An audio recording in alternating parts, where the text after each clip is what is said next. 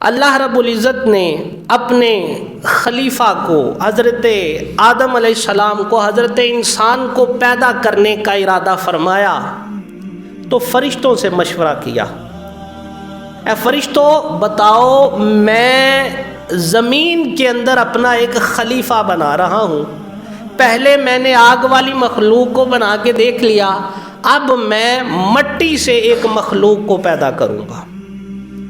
تو فرشتوں نے کہا یا باری تعالیٰ تو انسان کو پیدا کرے گا تو یہ زمین کے اندر فساد بپا کرے گا، یہ زمین میں قتل و غارت کے معاملات کو طول دے گا، اے اللہ ہم تیری پاکی بیان کرنے کے لیے کافی ہیں۔ اللہ رب العزت نے فرمایا اے فرشتوں جو میں جانتا ہوں وہ تم نہیں جانتے۔ اللہ رب العزت نے حضرت فرشتوں کو بھیجنا شروع کر دیا، جاؤ زمین سے مٹی لے کے آؤ۔ اب جو اللہ کا فرشتہ بھی زمین سے مٹی لینے آتا تو زمین اسے مٹی جو ہے وہ نہ دیتی، تڑپنا شروع کر دیتی، اور پھر حضرت عزرائیل علیہ السلام آئے اور آ کر زمین سے مخاطب ہوئے اور کہا کہ میں امانتاً تجھ سے یہ مٹی لے کے جا رہا ہوں اور میں بعد میں یہ مٹی جو ہے تیرے سپرد کی جائے گی۔ حضرت عزرائیل علیہ السلام انہوں نے مٹی لی، لے کے اللہ کی بارگاہ میں پیش کر دی گئی۔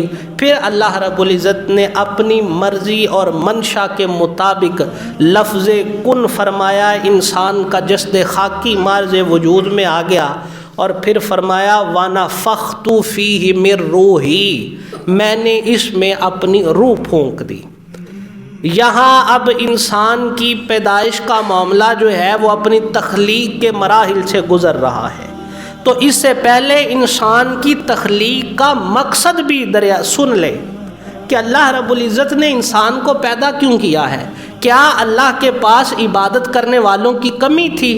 کیا فرشتے اللہ کی عبادت کا حق ادا نہیں کر سکتے تھے؟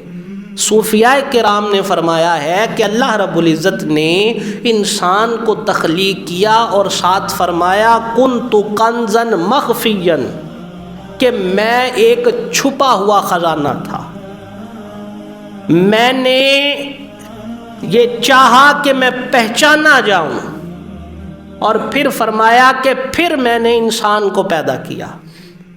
یعنی انسان کی پیدائش کا مقصد جو تمام صوفیاء اپنی زبان سے بتا کر گئے ہیں وہ یہ ہے کہ اللہ رب العزت نے اپنی پہچان جو ہے کروانے کے لیے، اپنی پہچان اپنی معرفت عطا کرنے کے لیے اللہ رب العزت نے انسان کو پیدا کیا ہے۔ اب انسان کی پیدائش کا مقصد اللہ کی معرفت ہو گیا۔ اب انسان پیدا ہو گیا، وَنَفَخْتُ فِيهِ مِن رُوحِي کے مطابق اللہ رب العزت نے اس میں روح بھی پھونک دی۔ اب جیسے ہی اس جسم کے اندر روح آئی تو سب سے پہلے جو ہے وہ حضرت آدم علیہ السلام کے جسد خاکی میں روح آئی تو انہوں نے چھینک ماری، الحمدللہ کہا، جواباً یرحمک اللہ کہا گیا۔ اب اللہ رب العزت تمام فرشتوں کی جماعت موجود ہے، وہی فرشتے جو کہتے تھے یا باری تعالیٰ یہ انسان جسے تو نے پیدا کر دیا ہے یہ زمین میں فساد بپا کرے گا، قتل و غارت کا سبب بنے گا۔ اللہ رب العزت نے فرمایا اے میرے فرشتوں کی تمام جماعت اسجدوا لآدم، آدم کو سجدہ کر دو۔ تمام فرشتوں نے اللہ کے حکم کو دیکھا، فوراً اللہ کے حکم کے آگے سر تسلیم خم کر دیا اور جناب آدم میں، حضور آدم میں اپنی پیشانیاں رکھ دی، سجدہ کر دیا۔ تمام فرشتوں نے جب سجدہ کر دیا تو دیکھا سب نے سجدہ کر دیا، ایک کھڑا ہے، الا ابلیس، شیطان نے سجدہ کرنے سے انکار کر دیا۔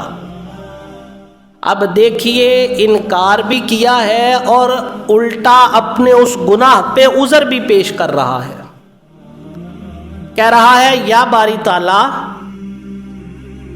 خلقتنی من نار، اے اللہ تو نے مجھے آگ سے پیدا کیا ہے اور اسے آدم کو مٹی سے پیدا کیا ہے، یا باری تعالیٰ میں افضل ہوں، ابا واستکبارا، غرور کیا، تکبر کیا، انکار کر دیا سجدہ کرنے سے۔ اللہ رب العزت نے فرمایا اچھا، اب جب شیطان کا انکار دیکھا نا، فرشتوں نے فوراً دوسرا سجدہ کر دیا۔ اللہ رب العزت نے ایک سجدہ کرنے کو کہا تھا، فرشتوں نے دوسرا سجدہ بھی کر دیا۔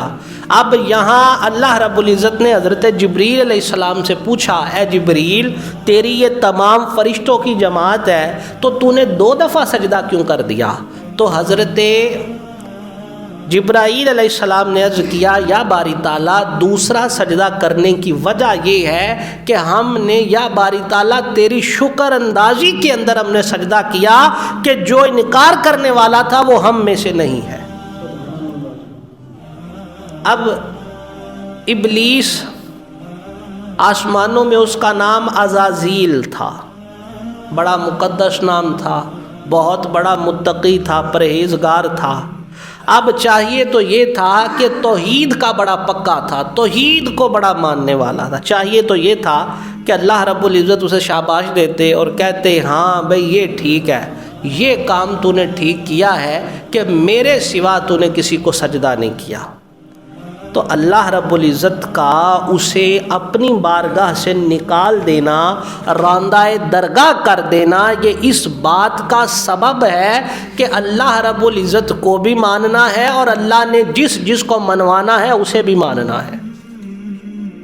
یہ اس بات کی دلیل ہے کہ جسے اللہ رب العزت کو خود بھی ماننا ہے اور جسے اللہ منوائے اسے بھی ماننا ہے۔ اب راندہ درگاہ ہو گیا، انکار کر دیا، ابا واستکبارا، انکار کیا، تکبر کیا۔ اللہ رب العزت نے یہ نہیں دیکھا کہ زمین کے ہر چپے چپے پہ اس کے سجدوں کے نشان ہیں، راندہ درگاہ کر دیا گیا۔